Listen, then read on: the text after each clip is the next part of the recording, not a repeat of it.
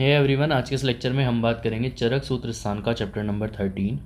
ये पूरी एक सीरीज़ हम चरक की स्टार्ट करने वाले हैं। अकॉर्डिंग टू एनसीएसएम हमारे नोट्स रहेंगे। तो देखिए, सबसे पहले हम बात करते हैं स्नेहन अध्याय के बारे में। इतना फोकस नोट्स पे मत रखिएगा, नोट्स में आपको डिस्क्रिप्शन बॉक्स में दे दूंगा, आप वहाँ से जाके डाउनलोड कर सकते हैं। लेक्चर को अच्छे से अटेंड कीजिएगा ताकि कुछ यहाँ से सीखने को मिल जाए। तो स्टार्ट करते हैं लेक्चर। सबसे पहले है हमारा स्नेह अध्याय। स्नेह अध्याय में देखिए, सबसे पहले अगर हम बात करते हैं कि भाई स्नेहन क्या है, एक अगर हम बात की जाए कि भाई स्नेहन क्या है और स्नेह अध्याय का मतलब क्या है, तो आपको पता है आयुर्वेद में ट्रीटमेंट क्या है। बेसिकली हमारा जो कर्म है वो क्या है, पंचकर्म है ना। जब हम मोस्टली डिजीज़ को किससे ट्रीट करते हैं, पंचकर्म के द्वारा ट्रीट करते हैं, जिसमें क्या आ जाता है आपका वमन, विरेचन, जिसमें आपका शिरोविरेचन आ जाता है, काय विरेचन आ जाता है, अनुवासन बस्ती, आस्थापन बस्ती, ठीक है, रक्त मोक्षण। तो ये आपके किस में आ जाते हैं, पंचकर्म में आ जाते हैं। पंचकर्म क्या है, बेसिकली एक प्रोसीजर है, लेकिन उस प्रोसीजर से पहले भी क्या कराते हैं हम, कुछ प्रोसीजर्स कराते हैं। मतलब पंचकर्म से कराने से पहले क्या करते हैं हम, स्नेहन और स्वेदन कराते हैं। जैसे आपने देखा होगा सर्जरी परफॉर्म करते हैं, तो सर्जरी परफॉर्म करने से पहले क्या दिया जाता है, एनेस्थीसिया दिया जाता है, ठीक है, एनेस्थेटिक ड्रग्स दी जाती हैं, तब हम क्या करते हैं, सर्जरी को परफॉर्म करते हैं। इसी तरह जो हमारा पंचकर्म है उसको कराने से पहले क्या कराते हैं हम, कुछ प्रोसीजर्स कराते हैं जिनको हम कहते हैं पूर्व कर्म, ठीक है। तो जो पूर्व कर्म है वो दो कहे गए आपके, पहला है स्नेहन, दूसरा है स्वेदन। मतलब किसी का भी अगर आपको पंचकर्म कराना है तो पंचकर्म कराने से पहले आपको क्या कराना है, उसका स्नेहन कराना है और उसका स्वेदन कराना है, ठीक है। तो पहले क्या कराते हैं हम, उसका स्नेहन कराते हैं, उसके बाद स्वेदन कराते हैं। तो इसीलिए पहला चैप्टर क्या है हमारा, पंचकर्म से पहले है स्नेहन, और इसके नेक्स्ट वाले चैप्टर का नाम होगा स्वेदन, या हम कह सकते हैं जिसमें स्नेह के बारे में बताया गया है, ठीक है। जिसमें किसके बारे में बताया गया, स्नेह के बारे में बताया गया है। क्या बताया गया है कि स्नेह की मात्रा क्या है, ठीक है, स्नेह के गुण क्या है, स्नेह के वेद क्या है, स्नेह का ओरिजिन क्या है, ये सारी चीज़ें जिस चैप्टर में डिस्कस की गई हैं वो है हमारा स्नेह अध्याय। तो अब देखिए, जैसे यहाँ पे मैंने भी मेंशन भी किया हुआ है कि जिस अग्निवेश के स्नेह विषयक 25 प्रश्नों का वर्णन किया गया। इसमें अग्निवेश ने क्या किया था, 25 क्वेश्चन पूछे थे स्नेह से रिलेटेड। अब स्नेह एक पूर्व कर्म है, अभी बताया क्या है, एक पूर्व कर्म है जो कब कराया जाता है, पंचकर्म से पहले कराया जाता है। और जिस अध्याय में स्नेहन से संबंधित प्रश्नों का वर्णन मिलता है वह स्नेह अध्याय कहा गया है, ठीक है। तो स्नेह से रिलेटेड कितने प्रश्न पूछे थे, आप ये भी याद रखिएगा, 25 प्रश्न पूछे गए थे, और उस 25 प्रश्नों का इसमें आंसर दिया गया कि स्नेह वगैरह क्या है। तो पहला प्रश्न क्या था कि भाई स्नेह की योनियाँ कितनी है। योनि मतलब स्नेह के ओरिजिन कितने हैं। तो स्नेह के 2 ओरिजिन बताए गए हैं। पहला है जांगम योनि, दूसरा है स्थावर योनि, ठीक है। जांगम मतलब क्या है, जिनका ओरिजिन आपका किससे है, प्लांट से है, वो है हमारे जांगम योनि, वो इस जांगम हमारे स्नेह कहला सकते हैं। जिनका ओरिजिन किससे है, एनिमल्स वगैरह से है, वो क्या हो गए हमारे स्थावर योनि। जैसे अगर आप देखो जांगम में क्या आ जाएगा, तिल, तेल आदि, ठीक है। अगर हम स्थावर में देखते हैं, दूध, दही, मांस, घृत, वसा, मज्जे, सब किससे मिलते हैं, हमें एनिमल से मिलता है। तो इसमें कौन आ गए, हमारे एनिमल से जो ओरिजिनेटेड है। ये हो गई इसके ओरिजिन कि भाई ओरिजिन किससे है इसका। लेकिन मेनली जो भेद कहे गए हैं वो 4 होते हैं। पहला होता है घृत, दूसरा होता है तेल, तीसरा होता है वसा, और चौथा कौन सा कहा गया, मज्जा कहा गया है। और इन चारों स्नेहन में से सबसे बढ़िया स्नेह होता है हमारा घृत। ऐसा क्यों है कि घृत को ही सबसे बड़ा उत्तम कहा गया है, क्यों, क्योंकि जो घृत है ये अगर इसका संस्कार किया जाए, मतलब इसके गुणों में परिवर्तन किया जाए, तो इसके गुणों में परिवर्तन नहीं होता, ठीक है। ये अपने गुण को धारण करता है, ठीक है, और साथ में जो भी द्रव्य मिलाया गया है उसके गुणों को भी धारण करता है। इस वजह से इसको हम क्या कहते हैं कि जो हमारा घृत है वो क्या है, सबसे सर्वश्रेष्ठ माना गया है। अब हम बात करते हैं कि भाई स्नेह के, इसके बाद नेक्स्ट क्वेश्चन उन्होंने पूछा था कि स्नेह के गुण और कर्म क्या है। तो अभी मैंने बताया स्नेह कितने टाइप के हैं, 4, घृत, वसा, तेल और मज्जा। तो इन्होंने यहाँ पे सबसे पहले बताया किसके गुण, घृत के गुण के बारे में बात की गई। तो घृत क्या होता है, उत्तम पित्त व और वातजन्य विकार शामक होता है। तो ये पॉइंट आप इम्पॉर्टेंट है, याद रखिएगा कि उत्तम पित्त शामक होता है और वातजन्य विकार शामक होता है। मतलब अगर पित्तज और वातज विकार है तो सबसे बढ़िया स्नेह कौन सा यूज़ किया जाएगा, वहाँ पे घृत यूज़ किया जाएगा। रस शुक्र ओज को बढ़ाने वाला होता है, दहा का नाश करने वाला होता है, बर्निंग सेंसेशन का नाश करने वाला होता है, स्वर्ण वर्ण प्रसादक होता है, मतलब जो हमारा स्वर है, हमारा साउंड है और जो हमारा स्किन का कॉम्प्लेक्स है उसको बढ़ाने वाला होता है, निखारने वाला होता है। इसी तरह तेल क्या है, वातनाशक होता है। वातनाशक तो होता है लेकिन साथ साथ कफ को भी नहीं बढ़ाता। और यहाँ पे तिल के तेल की बात हो रही है, ठीक है। किसके तेल की बात हो रही है, तिल तेल के बारे में। या यहाँ पे मेनली किसके बारे में बात करते हैं हम, एरंड तेल के बारे में। एरंड तेल के बारे में क्या होता है, एरंड तेल वात वृश्य हरणाम। तो क्या कहा गया, वात को हरने वाला कौन सा होता है, एरंड तेल होता है। सबसे बेस्ट तेल है वात को हरने के लिए।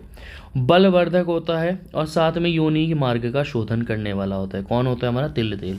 तो शोधन योनि मार्ग का शोधन कौन करता है, इस पर एमसीक्यूज बनते हैं, याद रख लीजिएगा कौन है, तिल तेल। वसा के गुण क्या है कि वसा क्या होता है, विद्ध होने पर, कांड भंगन होने पर, मतलब चोट वगैरह लग जाने पर हम क्या करते हैं, वसा का यूज़ करते हैं। सिर में वेदना है, अगर हेडेक है तो क्या यूज़ किया जाएगा, वसा यूज़ किया जाएगा। और अति व्यायाम करने वालों के लिए भी क्या यूज़ करते हैं, वसा का यूज़ करते हैं। इसके बाद है हमारा मज्जा। तो मज्जा कैसा होता है, बल वीर्य और रसवर्धक होता है, साथ में अस्थि को बल देने वाला होता है, ठीक है। तो आपको पता है आपकी बोन्स में क्या है, बोन मैरो। तो बोन मैरो बोन्स के अंदर है, तो ये भी क्या है, बोन मैरो। तो बोन मैरो जो है वो किसको बढ़ाएगी, बोन्स को के लिए फ़ायदेमंद होगी, ठीक है। तो अस्थियों को बल देने वाला होता है हमारा मज्जा। अब अगर हम इसके बाद बात करें कि इसका स्नेह का जो प्रयोग काल है वो कब का है। अगर देखिए वात पित्तज रोग है या फिर उष्ण काल है, मतलब गर्मी के दिनों में अगर आप स्नेहन करा रहे हो या किसी पर्सन को वात पित्तज विकार है तो आपको स्नेहपान उसका रात्रि में कराना है। मतलब जो उसको स्नेह पिलाना है वो कब देना है आपको, उसको स्नेह रात्रि में स्नेहपान कराना है। इसी तरह अगर कफ की अधिकता है या शीतकाल है और आप चाहते हो कि उसका स्नेहपान कराया जाए तो आपको दिन में स्नेहपान कराना है, रात में स्नेहपान नहीं कराना है, यहाँ पे ये कहा गया। इसके बाद क्वेश्चन था कि भाई विपरीत हानि, अगर उल्टा करा दे कोई, क्या करे कि वात पित्त में दिन में करा दे और कफ अधिक में क्या करा दे, रात में स्नेहपान करा दे, तो क्या हो जाएगा। अगर उष्ण काल में दिन में करा देगा तो एक तो वैसे ही है ना, उष्णता है और पित्त बढ़ा हुआ है, तो उसकी वजह से क्या होगा, मूर्छा, पिपासा, उन्माद और कामला जैसे रोग देखने को मिलेंगे। अगर कोई शीतकाल में है, एक तो शीतकाल वैसे कफ बढ़ा है, ठीक है, और रात्रि में करा रहा है और कफ बढ़ जाएगा तो क्या होगा, आहना, अरुचि, शूल और क्या हो जाएंगे, पांडु रोग जैसे रोगों की उत्पत्ति हो जाएगी, इसलिए यहाँ पे मना किया गया है।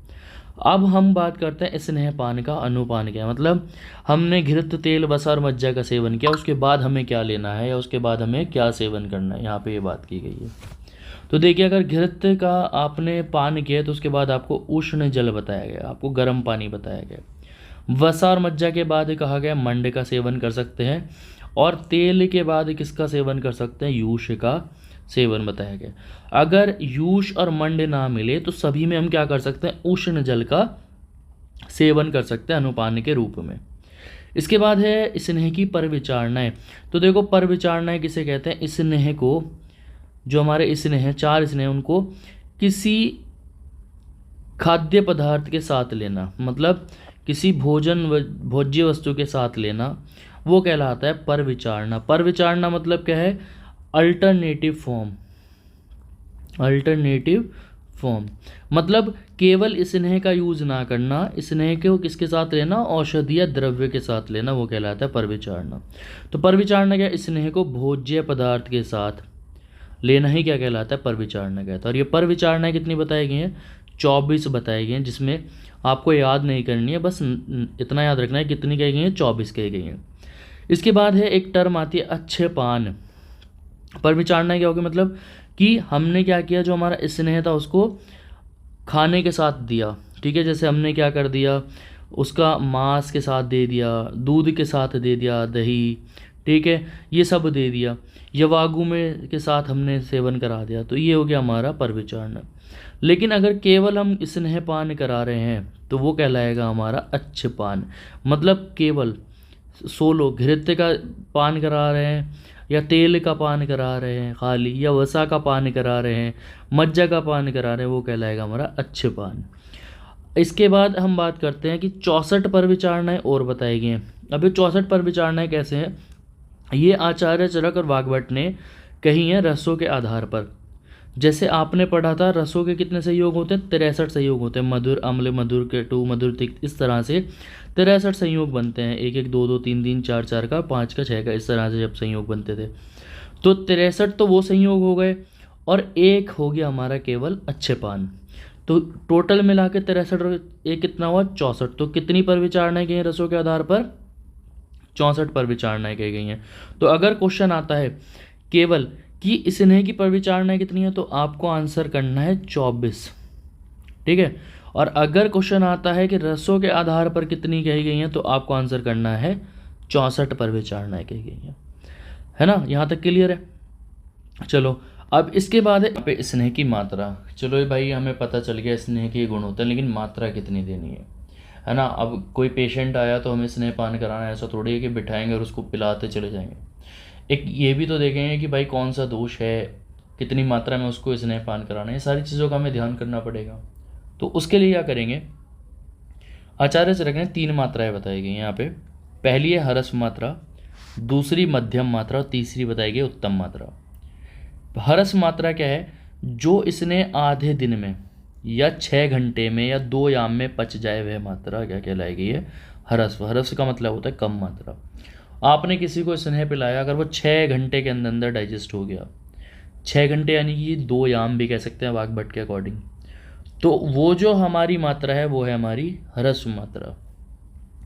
अब इस हरस मात्रा को कौन सी व्याधियों में हम देंगे, तो अगर किसी पर्सन को ज्वर है, कास है, अतिसार है, उस टाइम पे देंगे। अब किस टाइम किसको देंगे कि भाई अगर मंद अग्नि वाला है उसको हरस मात्रा देंगे, क्योंकि ज़्यादा देंगे तो उसकी क्या होगा, कफ की वृद्धि हो जाएगी, या फिर उसकी अग्नि की तुष्टि हो जाएगी, या स्रोतस का अवरोध हो जाएगा। इसलिए क्या देंगे हम उसको, अगर उसकी अग्नि मंद है तो उसको हम हरस मात्रा देंगे, धीरे धीरे उसकी अग्नि बढ़ाएंगे। अगर उसका रिक्त कोष्ठ है, खाली है पेट, कोष्ठ खाली है, एवर बल है, बल नहीं है उसके अंदर, तो भाई हम क्या कराएंगे, हरस मात्रा देंगे। अगर बालक है, बच्चा है या वृद्ध है, तो इनका बल वैसे ही कम होता है, तो उस टाइम पे क्या देंगे, इनमें हरस मात्रा देने को बताया गया है। इसके बाद दूसरी मात्रा है मध्यम मात्रा। मध्यम मात्रा मतलब एक मीडियम क्वांटिटी में स्नेह कराना। तो जो मात्रा 1 दिन या 12 घंटे में पच जाए, मतलब पूरे दिन में सुबह से शाम तक जो पच जाए, वो कहलाएगी ये मध्यम मात्रा।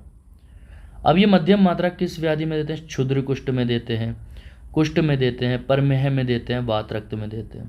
ठीक है। और किसको देंगे, जिसकी अग्नि कैसी हो, मध्यम होगी, अग्नि का बल होगा, और जिसका शरीर का बल भी क्या होगा, मध्यम होगा, उसे हम क्या देंगे, अग्नि जो हमारा स्नेह है उसकी मध्यम मात्रा देंगे।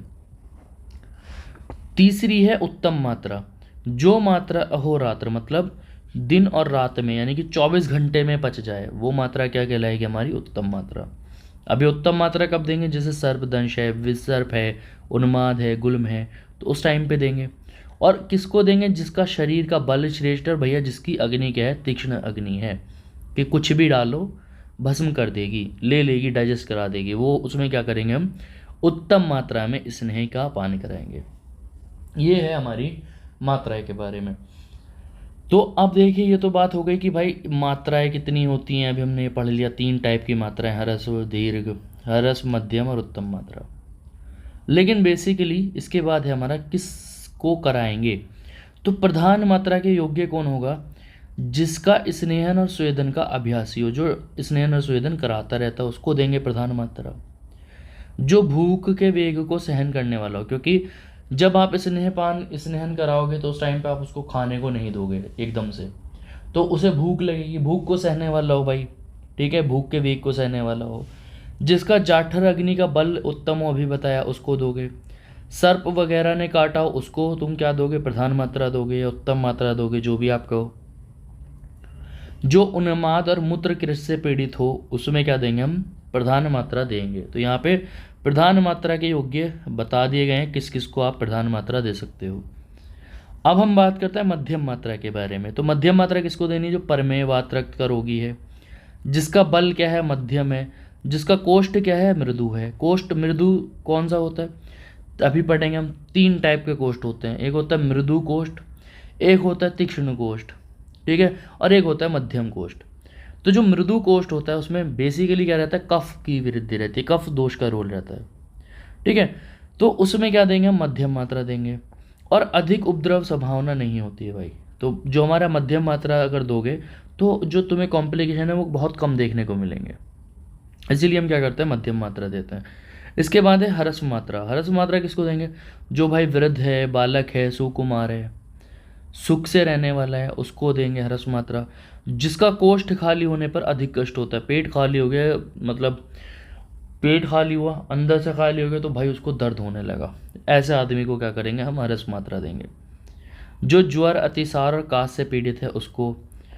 ये सब मात्रा ब्रंगण करती हैं और शुक्र उत्पादक होती हैं। तो जो हमारी हरस्व मात्रा है वो कैसा कार्य करती है? ब्रंगण का कार्य करती है, शुक्र का उत्पादक है। तो अगर किसी में शुक्र उत्पादन कराना है तो आप स्नेह की कौन सी मात्रा दोगे? आप दोगे हरस्व मात्रा। या अगर किसी का ब्रंगण कराना है तो आप कौन सी दोगे? हरस्व मात्रा दोगे। ये बात यहाँ पे कही गई है।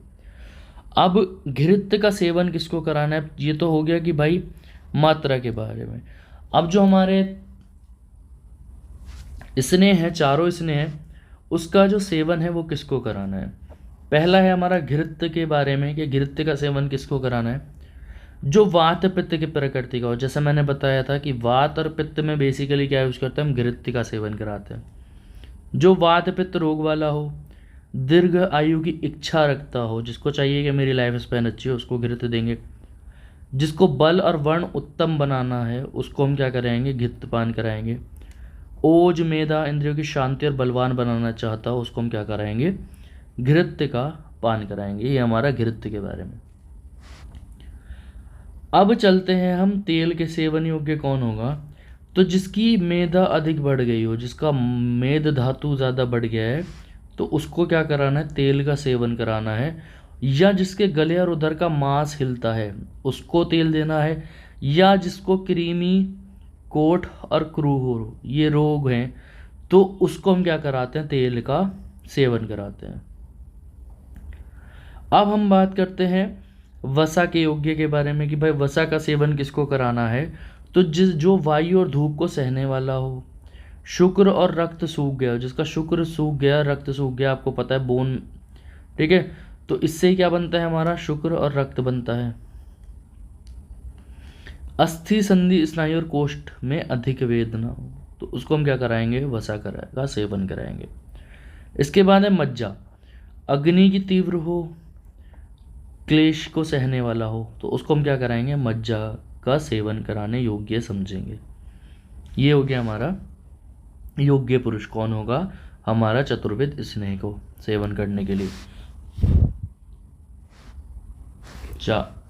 अब यहाँ तक होने के बाद अब है हमारा स्नेह का प्रकर्ष काल। मतलब स्नेह का जो सेवन है वो कब तक कराना है? कब तक आप स्नेह का सेवन कराओगे? किसी एक रोगी है या कोई भी आपके पास आया है तो उसका अगर आप पंचकर्म कराने से पहले स्नेहन और स्वेदन करा रहे हो तो उसमें अगर आप स्नेहन कराना चाह रहे हो तो उसका स्नेहन कब तक कराओगे? तो यहाँ पे क्या कहा गया कि आचार्य चरक ने कहा गया है 2 टाइप के कोष्ठ माने आचार्य चरक ने। एक है मृदु कोष्ठ, एक है क्रूर कोष्ठ।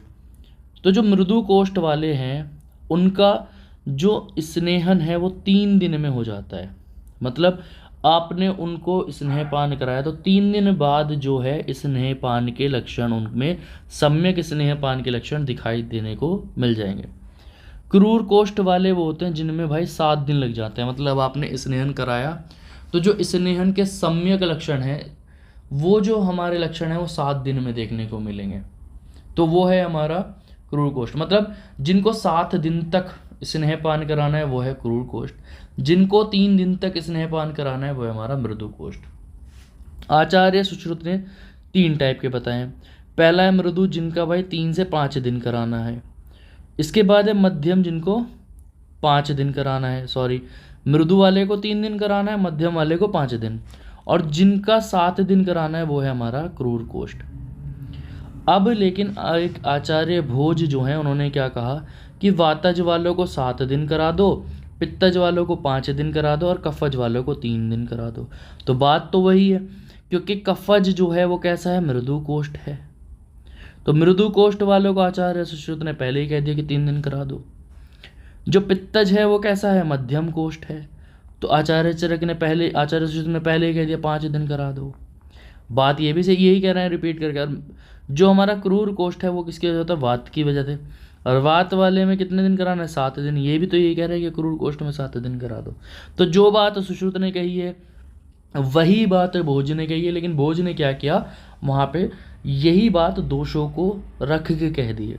ठीक है, तो यह है हमारा स्नेह का प्रकर्ष काल, मतलब कब तक स्नेहपान उसको कराना है।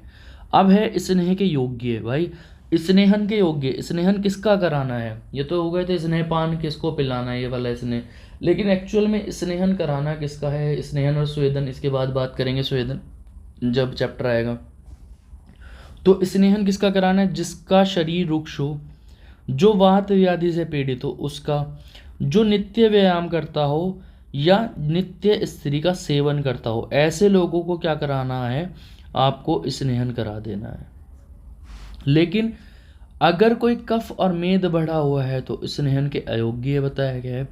मंद अग्नि से पीड़ित है, गर्भिणी है, व मन उदर रोग, आम दोष या कृमि विष से, कृत्रिम विष से, यानी कि आपके इनऑर्गेनिक या ठीक है जो किससे है, इनऑर्गेनिक पॉइजन से क्या है, पीड़ित है, ऐसे लोगों को आपको स्नेहपान नहीं कराना है, उनका स्नेहन नहीं कराना है।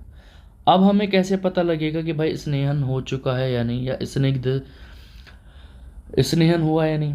तो अस्निग्ध या अस्नेहन के लक्षण क्या होंगे कि भाई वात का अनुलोमन नहीं होगा, जाठर अग्नि क्या हो जाएगी, मंद हो जाएगी, और शरीर में रुक्षता आ जाएगी। स्नेहन कराने के बाद रुक्षता कहाँ आती है, रुक्षता तो खत्म हो जानी चाहिए थी। तो जब अगर इस शरीर से रुक्षता ही नहीं जा रही है तो समझ जाएंगे कि भाई जो हमारा स्नेहपान है वो सही से नहीं हुआ है, मतलब जो हमारा व्यक्ति है वो कैसा है, अस्निग्ध है, उसका स्नेहपान नहीं हुआ।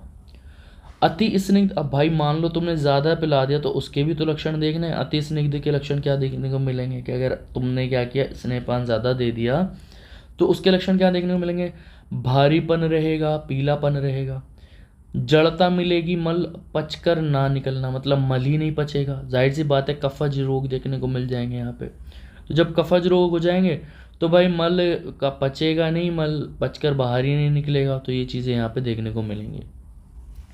अभी मैंने तुम्हें बताया था कोष्ठ के कितने भेद हैं, आचार्य चरक ने 2 बताए, कौन कौन से, एक है मृदु कोष्ठ, एक है क्रूर कोष्ठ। तो अब हम कोष्ठ के बारे में बात करते हैं कि कोष्ठ के भेद। तो आचार्य चरक ने तो 2 माने, आचार्य सुश्रुत ने 3 माने।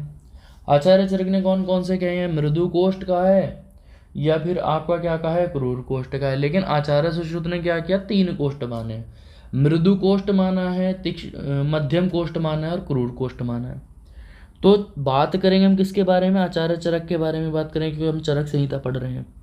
तो मृदु कोष्ठ क्या होता है, मेनली जिसको गुड़, जो आपका जैगरी होती है, ईख का राव, दही का पानी, दूध, मट्ठा, दही, घृत, नूतन मदिरा, नई मदिरा का स्नेहपान से 3 दिन में विरेचन हो जाए, मतलब 3 दिन में स्नेहपान कराया, जो इसमें से थोड़ा कुछ भी लिया, ईख वगैरह लिया या दही का पानी वगैरह लिया, तो उसका 3 दिन में ही विरेचन हो गया। ठीक है, तो समझ जाइएगा कैसा है मृदु कोष्ठ है, मतलब ये पचा ही नहीं, उसको क्या हो गया, लूज मोशन हो गए, तो वो है हमारा मृदु कोष्ठ। अब इसके अपोजिट वाला जो होगा, जिसको 3 दिन में विरेचन, उसमें विरेचन हो ही नहीं रहा भाई, तुम दे दो, ईख दे दो, गन्ने का रस दे दो, दही का पानी दे दो, दूध दे दो, मट्ठा दे दो, कुछ भी दे दो, उसको नहीं हो रहा विरेचन, तो वो कहलाएगा हमारा क्रूर कोष्ठ, क्योंकि वात है उसके अंदर, क्रूर कोष्ठ है, जितना भी डाल रहे हो सब हजम हो रहा है, तो वो है हमारा क्रूर कोष्ठ। इसके बाद है स्नेह के व्यापद। अगर किसी का स्नेहपान सही से ना हो तो क्या कॉम्प्लिकेशन आएंगे, तो 19 कॉम्प्लिकेशन बताए गए हैं, याद रख लेना कितने हैं, टोटल नंबर 19। कौन कौन से? तंद्रा है, उत्क्लेश, आना, ज्वर, स्तंभ, विसंज्ञता, कुष्ठकंडु, पांडु, अर्श, शोथ, अरुचि, उदर रोग, ग्रहणी, उदर शूल, स्तेम्य, तृष्णा, जीव स्तंभ और आमदोष। देखो नोट्स मैंने इतने बड़ी मेहनत से नोट्स बने हैं मेरे, डिजिटल नोट्स। पहली बार मैं यूट्यूब पे कि कोई आपको इस तरह से डिजिटल नोट्स, वो भी free of cost lectures provide कर रहा है। तो यार देखो मेहनत ही लगती है, काफ़ी ज़्यादा मेहनत लगती है। पहले नोट्स प्रिपेयर करना होता है, खुद पढ़ना होता है, देन आपको पढ़ाना होता है। अभी मे बी मैं बहुत सारी मिस्टेक्स भी कर सकता हूँ, लाइक धीरे धीरे उनको सीख भी रहूँगा, आगे आने वाले टाइम पे और अच्छा इंप्रूव करूँगा। लेकिन इंप्रूव तभी करूँगा जब आप लोग मेरे साथ रहेंगे। अगर आपको वीडियो या मेरे लेक्चर्स बिल्कुल थोड़े बहुत भी पसंद आते तो प्लीज़ ज़रूर सपोर्ट करना, अपने फ्रेंड्स के साथ शेयर करना, अपने कॉलेजेस में शेयर करना, ताकि हम इसी तरह से अच्छे अच्छे लेक्चर्स या वीडियोस आप लोगों के लिए लाते रहें। ठीक है, चलो चलते हैं वापस अपने टॉपिक पे। इसके बाद है वमनार्थ स्नेह। अगर वमन कराना है तो कितने दिन तक स्नेह कराना है? तो स्नेह पान के बाद 1 दिन बाद द्रव, उष्ण, मांस, रस और भात खिलाकर वमन कराना चाहिए। तो अगर वमन कराना है तो स्नेह पान के 1 दिन बाद करा देना चाहिए, ये यहाँ पे कहा गया है। और क्या खिला के कराना है? उष्ण, मांस, रस और भात खिलाकर वमन कराना है। लेकिन अगर विरेचन कराना है तो विरेचन कब कराना है? एकदम से नहीं कि आज स्नान कराया कल को चलो भाई विरेचन करा देते हैं इसका, या वमन करा देते हैं। वमन कब कराना है? वमन 1 दिन का वेट करना है पहले, तब वमन कराना है। और विरेचन कब कराना है? भाई पहले उसका 3 दिन तक वेट करो और 3 दिन के बाद जो अपना प्रोसीजर है वो कराओ। जैसे हम क्या करते हैं, सर्जरी परफॉर्म करते हैं, तो जैसे एनेस्थीसिया पे कुछ स्टेजेस होती हैं, है ना। जब वो स्टेज ऑफ एनेस्थीसिया में पहुंचता है तभी हम, स्टेज ऑफ सर्जरी में पहुंचता है या स्टेज ऑफ सर्जिकल में पहुंचता है तभी हम सर्जरी परफॉर्म कराते हैं, मतलब थोड़ी देर हम रुकते हैं। लेकिन यहाँ पे भी इसी तरह बताया गया कि भाई स्नेह पान के बाद फ़ौरन मत करा देना, आपको कुछ टाइम रुकना है। और कितना रुकना है? वमन में रुकना है 1 दिन और विरेचन में रुकना है 3 दिन तक, ये यहाँ पे कहा गया है। इसके बाद है हमारा, यही था हमारा जिसमें हमने लास्ट टॉपिक हमारा स्नेह व्यापद पढ़ा। तो ये जो पूरा चैप्टर था जिसको मैंने पूरा डिटेल में पढ़ाया, नोट्स मैंने पूरे प्रॉपर डिटेल में बने हुए हैं। ये सारे नोट्स मैं अपने टेलीग्राम का लिंक डिस्क्रिप्शन बॉक्स में दिया हुआ है, वहाँ से डाउनलोड कर लेना। और अगर वीडियो पसंद आए चैनल को सब्सक्राइब और शेयर करना बिल्कुल भी मत बोलना यार, बहुत मेहनत लगती है, बहुत मेहनत लगती है। Thank you.